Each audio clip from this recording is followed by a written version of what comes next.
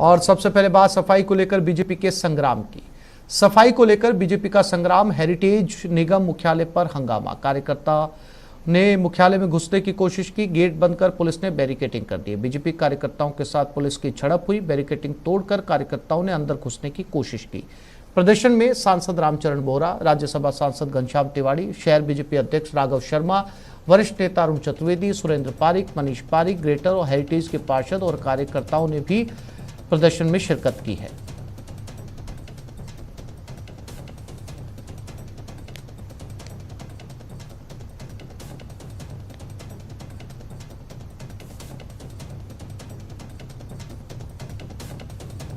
नगर निगम heritage पर आज हंगामा देखने को मिल रहा है। सफाई और सीवरेज संबंधी काम लोगों के नहीं होने पर भाजपा के जो तमाम कार्यकर्ता हैं जयपुर शहर के, वो आज यहां पर एकजुट हुए हैं और लगातार विरोध प्रदर्शन कर रहे हैं। यहां पर उन्होंने पुतला फूंक करके भी जो है अपनी नाराजगी जाहिर की है। निगम हेरिटेज के जो पार्षद हैं वो भी यहां पर पहुंचे हुए हैं, ग्रेटर से भी जो लोग हैं वो यहां पर पहुंचे हुए हैं। और ये बहुत शर्म का विषय है कि हेरिटेज निगम के दो पार्ट कर दिए गहलोत सरकार ने। पब्लिक को अलग अलग कर दिया, गोविंद देव जी और मोती डूंगरी गणेश जी को अलग अलग कर दिया, लेकिन वो संभाल नहीं पा रहे हैं। 2 साल होने वाले हैं और अभी तक हेरिटेज के अंदर किसी तरह का कोई भी समिति नहीं बनाई, ना ही बोर्ड की मीटिंग हुई।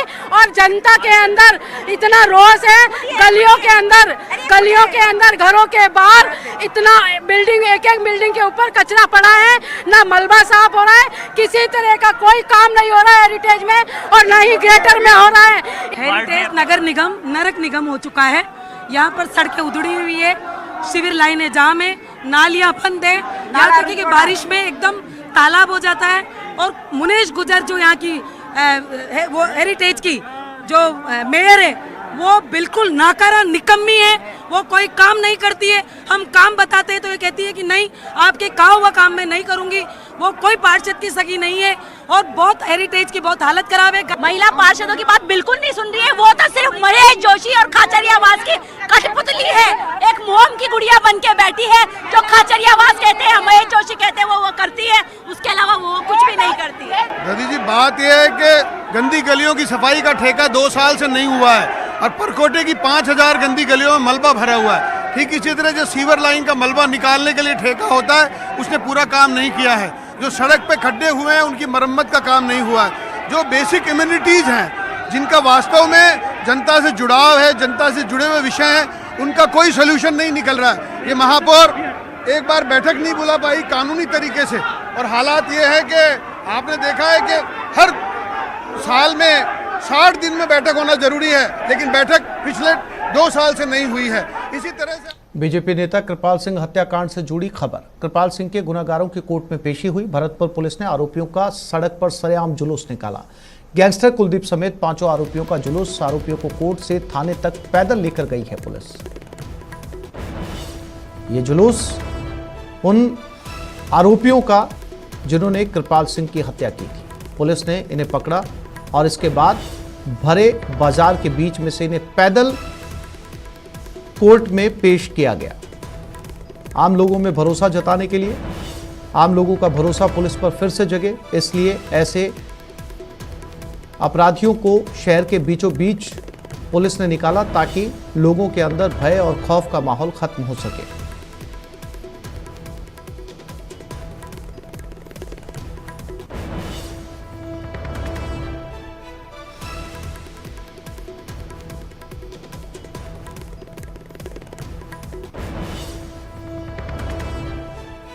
और इस खबर पर ज्यादा जानकारी के लिए बात करते हैं हमारे संवाददाता दीपक पुरी के साथ। दीपक, क्या अपडेट, क्या कोर्ट में पेशी हो चुकी है आरोपियों की?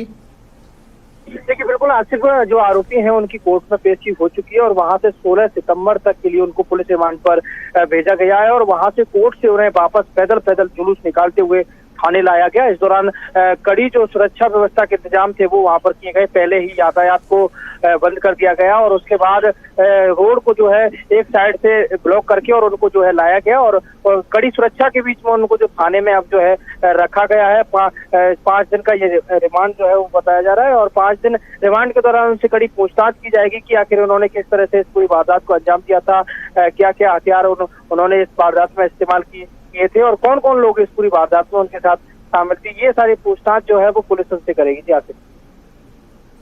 दीपक, आप ये कह रहे हैं कि जिस समय इन्हें कोर्ट में पेश किया गया तब पैदल जुलूस निकाला गया, और जब कोर्ट में पेशी के बाद इन्हें वापस ले जाया गया रिमांड पे, तब भी क्या इन्हें इसी तरीके से बाजार के बीच में से पैदल जुलूस के तौर पर लेकर गया? बिल्कुल, दोनों ही तरफ से उन्हें जो है थाने से लेकर के और कोर्ट तक जो है पैदल पैदल जुलूस निकालते हुए ले जाया गया, और वहां से थाने से पहले बिजलीघर चौराहे पहुंचे, बिजलीघर चौराहे से होते हुए सीधे कोर्ट पहुंचे, और इस दौरान बहुत सारे तमाम जो लोग थे वो उन्हें देख रहे थे वहां पर। तो कहा जा सकता है कि एक संदेश जो है वो एक अलग संदेश देने की जो कोशिश है वो की गई है, क्योंकि ये बहुत बड़ा हत्याकांड मामला था, बहुचर्चित हत्याकांड मामला था, और इस वारदात के बाद शहर के जो लोग थे वो पूरी तरह से दहशत में थे, सहमे हुए थे कि आखिर आरोपियों के इतने हौसले बुलंद हो गए कि वो कहीं भी किसी भी वारदात को अंजाम देते हैं। उसको लेकर के पुलिस ने शायद एक संदेश देने की कोशिश की है लोगों को कि पुलिस जो है वो पूरी तरह सतर्क है और आरोपियों को गिरफ्तार कर लिया है, क्योंकि कल महाराष्ट्र के कोल्हापुर से आरोपियों को पुलिस गिरफ्तार करके भरतपुर पहुंची थी। 5 आरोपियों को महाराष्ट्र के कोल्हापुर से गिरफ्तार किया था और ये गोवा जाने की फिराक में थे। तो उस दौरान पुलिस ने महाराष्ट्र पुलिस के सहयोग से इनको गिरफ्तार करके कर भरतपुर लाया था, और उसके बाद। जी दीपक, जानकारी के लिए आपका धन्यवाद। पंजाब के जलालाबाद में बम कांड के मुख्य आरोपी चन्ना के बीकानेर से पकड़े जाने के बाद रोजाना नए खुलासे हो रहे हैं। पुलिस अब आतंकी को पनाह देने और सहयोग करने वालों की कुंडली खंगाल रही है।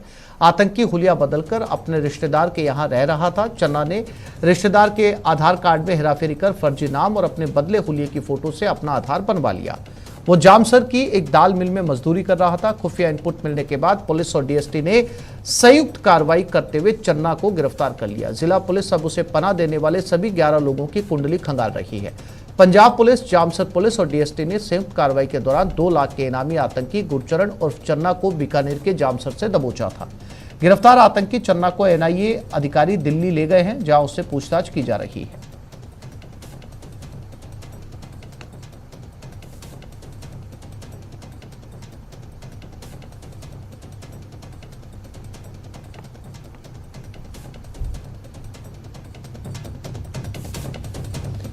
तो चन्ना नाम के एक गैंगस्टर को आज एनआईए की रेड में पकड़ा गया है, और जानकारी ये मिल रही है कि ये अपना भेष बदलकर, यहां तक कि नकली आधार कार्ड बनवाकर यहां पर रह रहा था, और जिन लोगों ने इसको पनाह दी थी, यानी इसकी फरारी जहां पर ये काट रहा था, अब वो लोगों की भी कुंडली खंगाली जा रही है, उनके बारे में भी जानकारी जुटाने की कोशिश की जा रही है।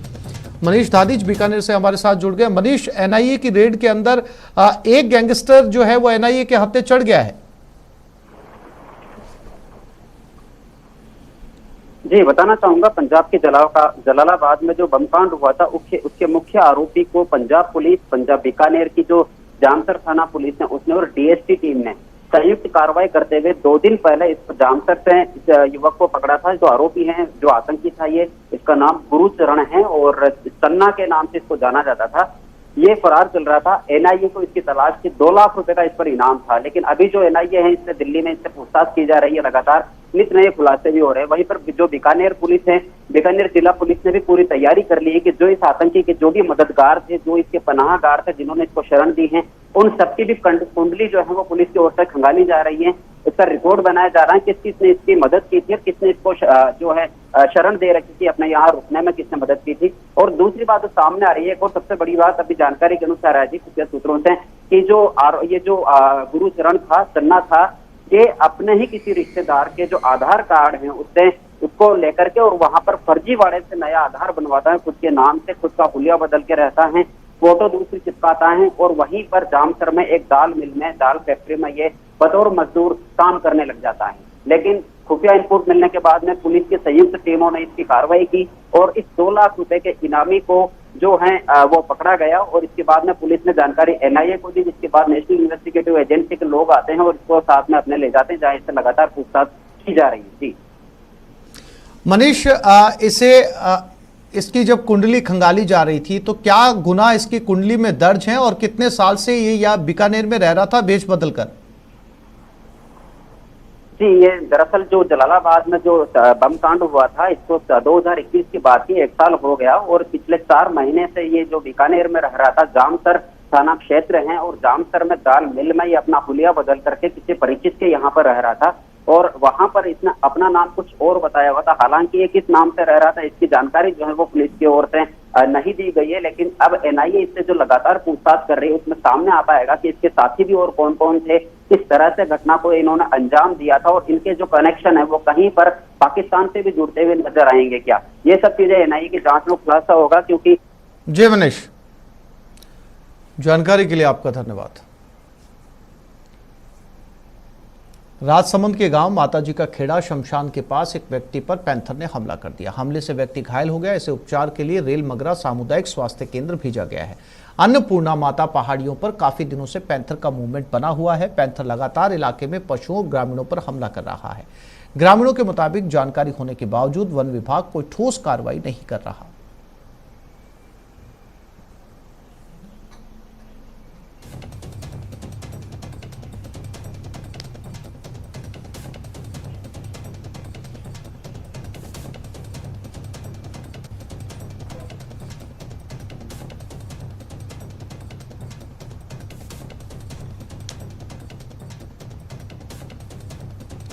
तो ये राजसमंद में लगातार एक पैंथर की वजह से दहशत बना हुआ है। तमाम ग्रामीणों ने बताया कि एक पैंथर का लगातार मूवमेंट बना हुआ है, यानी कि अब वो पैंथर इसी गांव के आसपास घूम रहा है और यहां से कई जानवरों को अब तक शिकार करके ले जा चुका है। और शिकार के दौरान ग्रामीणों पर भी हमले की आशंका बनी हुई है। खाद और उर्वरक के रूप में काम आने वाले पोटाश का खनन अब जल्दी ही राजस्थान में किया जाएगा। इसके खनन और इसे उपयोग योग्य बनाने की प्रक्रिया को समझने के लिए खान विभाग का एक दल जर्मनी के लिए रवाना हुआ। दरअसल प्रदेश के गंगानगर और हनुमानगढ़ जिलों में सर्वे के दौरान पोटाश अच्छी मात्रा में मिला है। अब तक देश में पोटाश दूसरे देशों से आयात करवाया जाता है।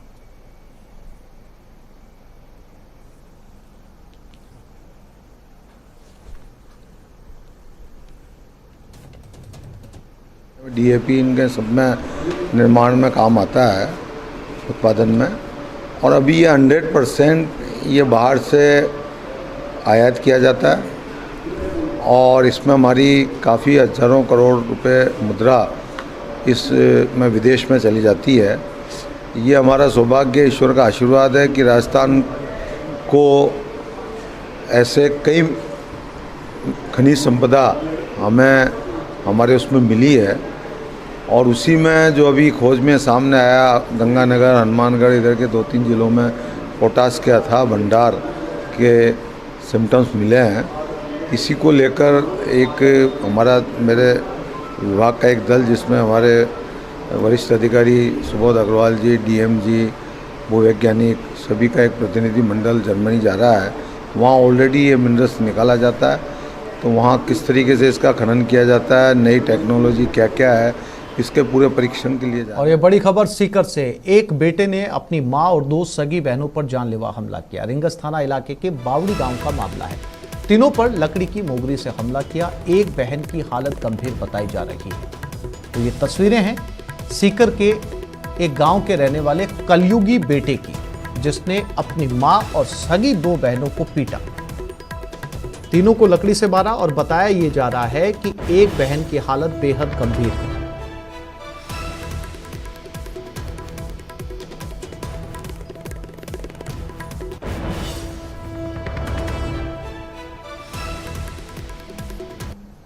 और पुष्कर से बड़ी खबर। कर्नल बैसला अस्थि विसर्जन कार्यक्रम में हंगामा हुआ। पुलिस और लोगों के बीच झड़प की खबरें इस समय सामने आ रही हैं।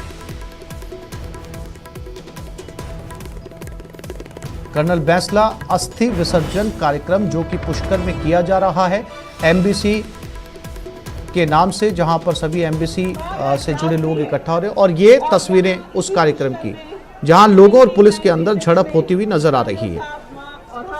अपनी मां की अस्थियां लेकर के आए थे, यहाँ पर उनकी अस्थियों का विसर्जन हुआ था। पूरा कार्यक्रम विजय बैसला के नेतृत्व में यहाँ पर आयोजित किया जा रहा है। महाराज की क्या कृपा है। यहाँ मौजूद लोगों और पुलिस के अंदर ये झड़प यहाँ पर होती हुई नजर आ रही है। लाइव तस्वीरें इस वक्त पुष्कर से।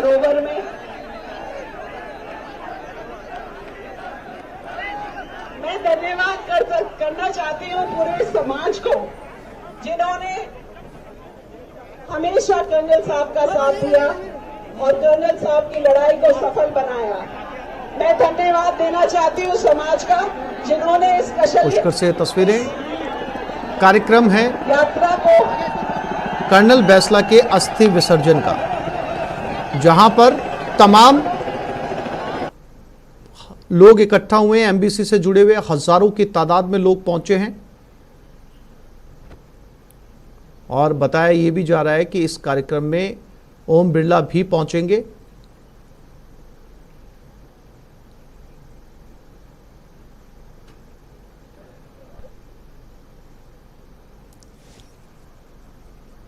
और हेलीकॉप्टर के जरिए पुष्प वर्षा भी यहां पर की जा रही है।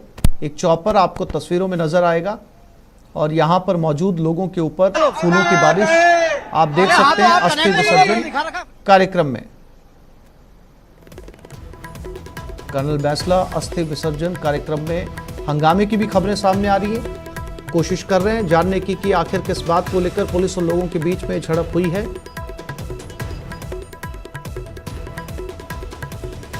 कर्नल बैंसला के पुत्र विजय बैंसला की अगुवाई में इस कार्यक्रम का आयोजन किया जा रहा है, जहां पर तमाम लोग पहुंच रहे हैं और ये हंगामे की तस्वीरें यहां पर कर्नल साहब ये तस्वीरें यहां पर जहां पर हल्की फुल्की झड़प की तस्वीरें आपको नजर आएंगी पुलिस के साथ, क्योंकि पुलिस भीड़ को नियंत्रित करने की यहां पर कोशिश भी कर रही है ताकि शांतिपूर्वक इस कार्यक्रम का आयोजन पूर्ण हो सके।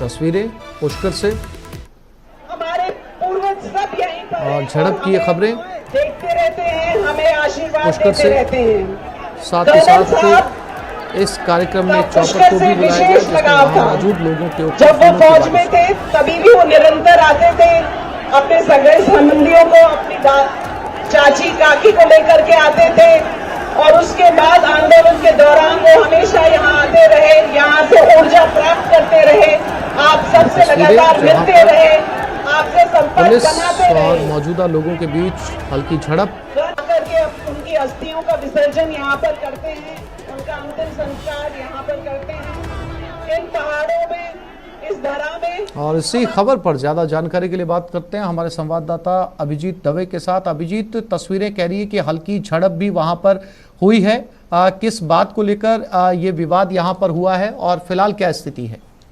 जय बनी रहे।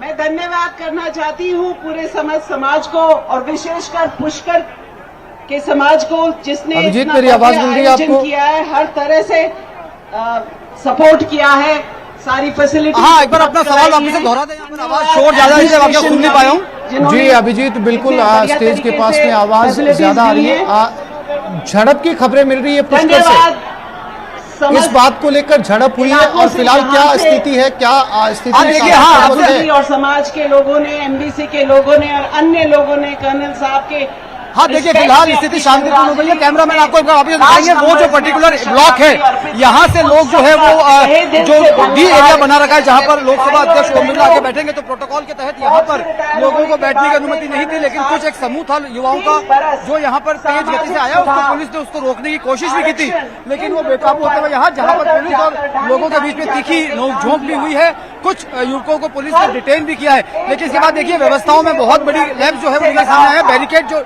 बल्लियां लगा रखी थी, वो बल्लियां तोड़ दी गई हैं, बल्लियों को नीचे कर दिया गया है। बड़ी संख्या में और लोग जो है यहाँ पे कर्नल बैंसला की अस्थि विसर्जन के लिए यहाँ पर पहुंचे हैं। मंच की जहाँ तक बात करेंगे तो भाजपा के प्रदेशाध्यक्ष सतीश पूनिया यहाँ पर पहुंच चुके हैं। राजस्थान सरकार के देवस्थान मंत्री शकुंतला रावत, आरटीडीसी के चेयरमैन धर्मेंद्र राठौड़, उप नेता प्रतिपक्ष राजेंद्र राठौड़ यहाँ पहुंच गए और कुछ ही देर में लोकसभा अध्यक्ष ओम बिरला के भी यहाँ पहुंचने का कार्यक्रम है। यहाँ पर जैसे ही ओम बिरला पहुंचेंगे उसके बाद विधिवत रूप से एक बार कार्यक्रम शुरू होगा। उसके बाद तमाम जो अस्थि कलश यहाँ पर रखे हुए हैं कर्नल बैंसला के, उन तमाम अस्थि कलशों को पुष्कर सरोवर के तमाम बावन घाटों पर जो है विसर्जित किया जाएगा। भीड़ नियंत्रण करने में पुलिस जो है वो नाकाम रही है। जो युवा है खासतौर से वो बेकाबू यहाँ पर हो गए थे, कुछ देर पहले उनको नियंत्रण करने के पूरे प्रयास यहाँ पर किए गए थे। पुलिस इतनी चीज नोकझोंक भी हुई, झड़प भी हुई, मन से भी लगातार युवाओं को अनुशासन में रहने का आह्वान किया गया, लेकिन फिलहाल जो है यहाँ शांति बनी हुई है और अतिरिक्त पुलिस बल को जो यहाँ पर तैनात यहाँ पर कर दिया गया है। कुछ ही देर में लोकसभा अध्यक्ष जो है ओम बिरला वो यहाँ पर पहुंचेंगे और लगातार जो है देखिए आप पुलिस और जो गुर्जर समाज के लोग यहाँ पर एकत्रित हुए हैं उनके बीच में बहस लगातार जारी है। वो बैठने के लिए अंदर आना चाह रहे हैं, लेकिन सिक्योरिटी रीजन के चलते यहाँ पर उनको बैठने की अनुमति नहीं दी गई है। जी आसिफ। हाँ बिल्कुल, जैसा कि नजर आ रहा है अभिजीत, अब ऐसे में चूंकि प्रोटोकॉल है, लोकसभा अध्यक्ष हैं यहाँ पर पहुंचेंगे, तो उनकी सुरक्षा का ख्याल रखना भी जो है वो लोकल पुलिस की बड़ी जिम्मेदारी है। ऐसे में क्या इनका कोई स्थानीय नेता समझाइश की कोशिश नहीं कर रहा कि मंच के यहाँ तक नहीं पहुंचा जा सकता, इसका एक दायरा बनाया गया है जहां पर से आगे नहीं जाया जा सकता? एक और नारा है जिसे आपको याद रखना चाहिए। देखिए तमाम जो बुजुर्ग लोग हैं, जो मजदूर लोग हैं, वो लगातार समझाइश कर रहे हैं, पुलिस के लोग भी समझाइश कर रहे हैं और इस समझाइश की कोशिश का सब इतना सा है कि यहाँ पर ये लोग आके बैठना चाह रहे हैं वो area security point of view से, क्योंकि लोकसभा के अध्यक्ष ओम बिरला यहाँ पर पहुंचेंगे, इस लिहाज से यहाँ पर उनको बैठने की अनुमति नहीं दी गई है। और इसी बहस को लेकर जो है काफी कुछ समूह विशेष जो है वो आक्रोशित हुआ था, लेकिन फिलहाल जो है स्थिति पूर्ण रूप से नियंत्रण में है। सुरक्षा बल जो है पुलिसकर्मी वो यहाँ पर लगातार समझाइश के प्रयास कर रहे हैं, मन से भी लगातार उनको अनुशासन में रहने की अपील की जा रही है। समाज के बुजुर्ग लोग हैं वो भी इस कोशिश में लगे हुए हैं कि युवाओं को जैसे जैसे शांत किया जा सके।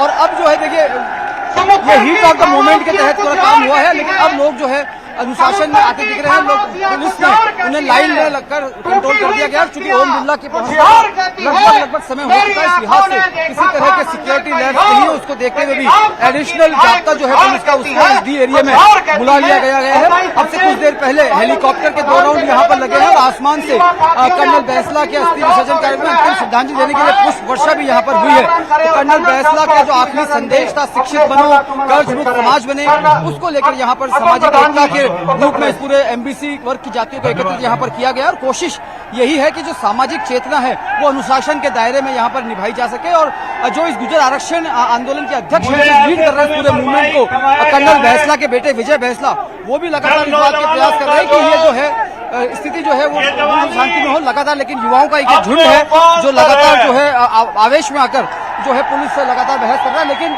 स्थिति अभी नियंत्रण में है। आसिफ। अभिजीत, राजेंद्र राठौड़ पहुंच चुके हैं, सतीश पूनिया मंच पर बैठे हुए नजर आ रहे हैं, कुछ ही देर के अंदर ओम बिरला भी नजर आएंगे। हालांकि कार्यक्रम को जो है वो श्रद्धांजलि देने के लिए या अस्थि विसर्जन के लिए रखा गया है, लेकिन कहीं न कहीं इस बात से इनकार नहीं किया जा सकता अभिजीत कि ये कार्यक्रम अब राजनीतिक होता भी नजर आ रहा है। सीने पर गोली खाई।